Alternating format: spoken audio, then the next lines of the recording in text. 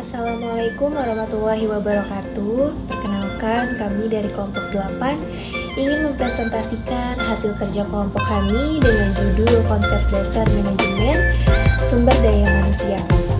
Sebelumnya, izinkan kami untuk memperkenalkan terlebih dahulu. Saya dengan Rahmasari dan ada Winda Sari dan terakhir ada Widya Susti. Di sini saya ingin menjelaskan latar belakang terlebih dahulu. Manajemen sumber daya manusia atau yang kita sebut dengan MSDM adalah salah satu bidang manajemen yang sangat strategis dalam mencapai keberhasilan suatu organisasi, di mana proses kompleks yang melibatkan perencanaan, pengorganisasian, pemimpin dan pengendalian kegiatan, pengadaan tenaga kerja, serta pengembangan karyawan, pemberian kompensasi, pemeliharaan karyawan, dan pemutusan hubungan kerja membuat MSDM menjadi efisien penting dalam pengelolaan sumber daya manusia. Tujuan utama MSDM adalah memastikan bahwa organisasi mampu mencapai keberhasilan melalui manusia, di mana sistem MSDM ini dapat menjadi sumber kapabilitas organisasi yang memungkinkan, di mana perusahaan dapat belajar dan memperagakan kesempatan baru.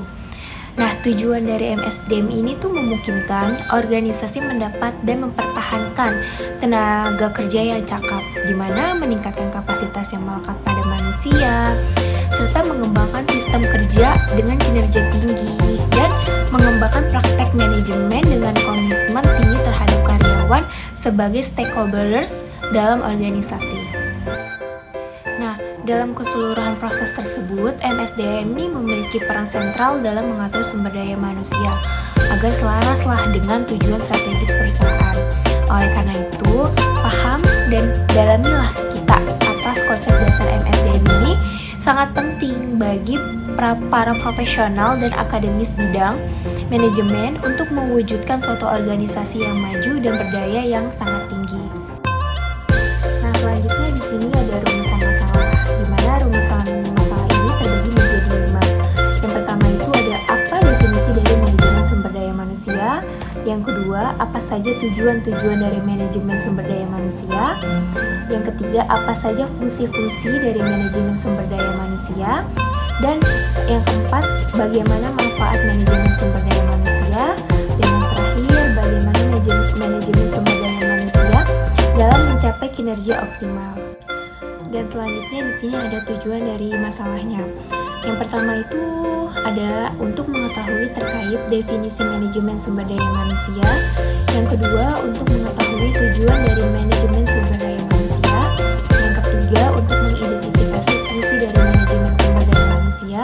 Yang keempat, untuk menganalisa terkait manfaat manajemen sumber daya manusia. Dan yang kelima ini untuk menilai pengaruh manajemen sumber daya manusia dalam mencapai kinerja optimal.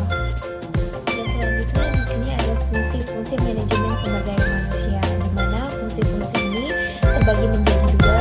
Yang pertama fungsi manajerial dan yang kedua fungsi operasional. Yang pertama kita bahas dulu fungsi manajerial, di mana manajemen ini memiliki peran dalam melaksanakan tugas dengan baik dan benar. Maka agar penerapan tugas tersebut bisa terlaksanakan dengan optimal, maka perlulah dibantu dan didukung oleh manajemen sumber daya manusia tersebut. Nah, manajemen manajerial ini tuh mempunyai 4 fungsi atau aktivitas dalam manajemen. Yang pertama itu ada perencanaan, yang kedua ada pengorganisasian, yang ketiga ada pengarahan, dan yang keempat ada pengendalian. Selanjutnya di sini ada fungsi operasional, di mana fungsi operasional ini membentuk dalam pencapaian tujuan keberlangsungan atau kelembagaan dari manajemen sumber daya manusia. Fungsi operasional ini mempunyai 6 keterkaitan dalam manajemen sumber daya manusia sesuai dengan fungsi yang dipunyainya. Yang pertama itu ada pengadaan atau yang kita sebut dengan procurement. Yang kedua ada pengembangan atau yang kita sebut dengan development. Dan yang ketiga ada kompensasi atau yang kita sebut compensation. Yang keempat ada integrasi atau yang kita sebut integration. Dan yang kelima ada pemeliharaan atau yang kita sebut dengan maintenance. Yang keenam ada pemisahan atau yang kita sebut dengan separation. Selanjutnya akan dibacakan oleh rekan saya Winda Sari. Baik, di sini saya akan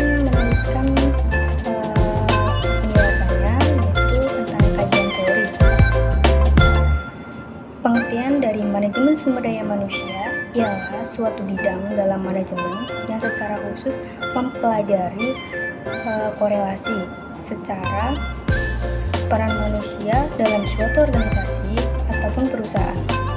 Dengan demikian, bisa diartikan bahwa manajemen sumber daya manusia mempelajari permasalahan terkait tenaga kerja manusia. Fokus dari pembahasan manajemen sumber daya manusia ialah peran manusia dalam melakukan upaya untuk bisa memenuhi tujuan yang telah ditentukan dengan cara paling optimal.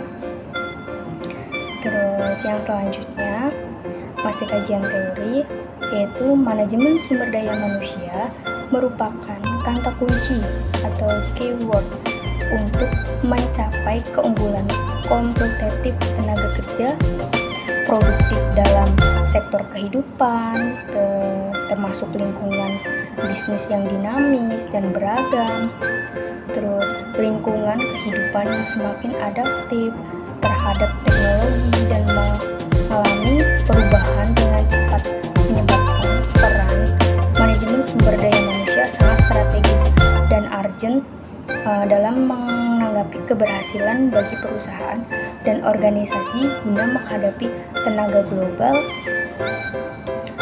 Terus yang selanjutnya itu masih tentang kajian teori.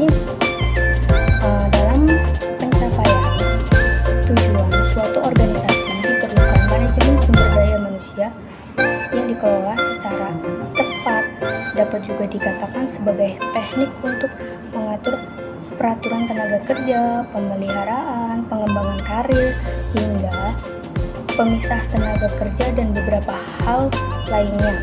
Hal ini tertuang dalam 4 tujuan manajemen sumber daya manusia, diantaranya yakni yang pertama itu ada tujuan organisasi, yang kedua itu tujuan fungsional, yang ketiga itu tujuan kemasyarakatan, yang keempat itu tujuan personal. Yang pertama itu tujuan organisasi. Tujuan manajemen yang ditunjukkan untuk organisasi ini sangat berkontribusi besar dalam tercapai atau tidaknya efektivitas organisasi. Yang kedua itu tujuan fungsional. Tujuan fungsional ini dapat diterapkan agar organisasi tetap bertahan. Manajemen yang bagus dapat membentuk sumber daya manusia itu walaupun seburuk apapun. Yang ketiga itu tujuan masyarakat. Tujuan kemasyarakatan lebih memfokuskan pada respon kebutuhan sumber daya manusia, arah sosial ya. Dapat dikatakan organisasi dapat tujuan kemasyarakat wajib menjadi problem solving. Terus yang terakhir itu ada tujuan personal. Tujuan personal itu bertujuan untuk membantu karyawan dapat mencapai goals. Semakin pegawai berkembang, otomatis akan dapat membantu organisasi atau perusahaan juga akan maju. Selanjutnya akan diterangkan oleh teman saya, Widya. Baik, terima kasih Kak Winda atas penjelasannya. Saya Widya Astuti akan melanjutkan penjelasan terkait yang pertama itu adanya manfaat manajemen sumber daya manusia, yang dimana ada 4 manfaat. Yang pertama itu ada pengembangan karir atau meningkatkan keterampilan tenaga kerja. Contohnya itu pada perusahaan memberikan pelatihan internal atau mengikut sertakan nih tenaga kerjanya dalam pelatihan yang diadakan oleh pihak ketiga. Hal ini semata-mata dilakukan supaya para pegawai bisa melaksanakan pekerjaan dengan optimal. Yang kedua itu ada sistem manajemen kinerja, yang dimana agar karyawan termotivasi serta dihargai atas pencapaiannya. Yang ketiga ini ada membangun budaya dan lingkungan kerja yang kondusif, yang dimana agar bisa mencapai produktivitas kerja yang optimal, maka diperlukan lingkungan kerja yang baik. Selanjutnya yang terakhir itu, yang keempat itu ada manajemen konflik, yang dimana divisi manajemen SDM bermanfaat guna melakukan pengelolaan dan mengatasi kendala yang dihadapi dalam suatu perusahaan. Yang dimana divisi manajemen sumber daya manusia perlu memberikan solusi sesegera mungkin saat menghadapi kendala antara karyawan dan pemilik perusahaan dengan cara yang baik. Selanjutnya itu ada contoh studi kasus pada PT Aneka Sejahtera Engineering. PT Aneka Sejahtera Engineering ini merupakan perusahaan yang bergerak dalam bidang jasa bongkar muat kapal, yang berada di Jalan Perapat Kurung Pelabuhan Berlian Perak, tepatnya di kota Surabaya. Usaha bongkar muat barang yang dilakukan oleh PT Nika Sejahtera Engineering ini mencakup pada kegiatan cargo dooring dan retrieving atau delivery. Nah, strategi sumber daya manusia yang dibuat oleh PT Nika Sejahtera Engineering ini adalah strategi dengan model rekanan bisnis, yang dimana model strategi tersebut lebih memprioritaskan pada pembangunan hubungan yang baik antara karyawan dengan perusahaan. Nah, dari penjelasan ini dapat disimpulkan bahwa manajemen sumber daya manusia merupakan salah satu bidang dari manajemen umum yang meliputi segi-segi perencanaan, pengorganisasian, pelaksanaan, dan pengendalian. Sumber daya manusia dianggap semakin penting karena dalam pencapaian tujuan organisasi, maka berbagai pengalaman dan hasil penelitian dalam bidang sumber daya manusia dikumpulkan secara sistematis dengan apa yang disebut dengan manajemen sumber daya manusia.